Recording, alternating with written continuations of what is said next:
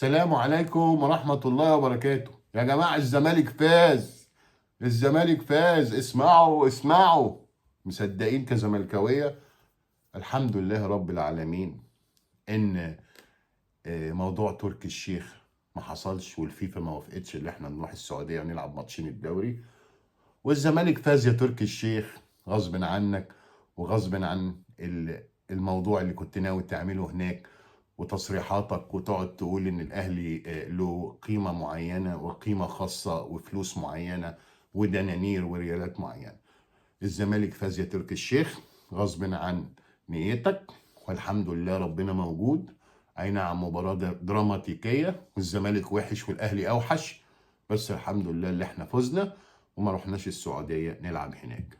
احنا لما نحب نروح نلعب في السعودية بنوافق، ولما بنحبش ما بنروحش. فانا بقول لك معلش ما تزعلش، النهارده يوم الزمالك.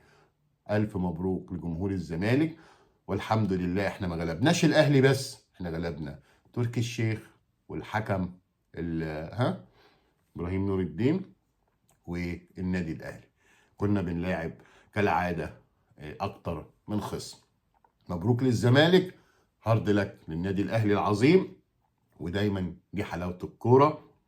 من اسبوعين ثلاثه الاهلي كان لسعنا 2-0 في السعوديه في نهائي الكاس، والحمد لله ان في شويه منافسه وغلبنا النهارده الاهلي، عشان طبعا كان ناقص منه لعيبه كتير.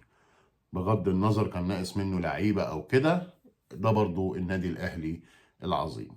معلش يا تركي الشيخ، جمهور الزمالك افرح، تستاهل.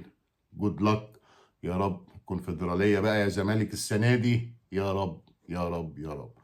اعزائي المشاهدين، كل سنه وانتم طيبين. مبروك لنادي الزمالك وشكرا لحسن المتابعه. آسف لو كنت طولت عليكم، ودايما نشوفكم على خير وصحة وسلام. ميرسي.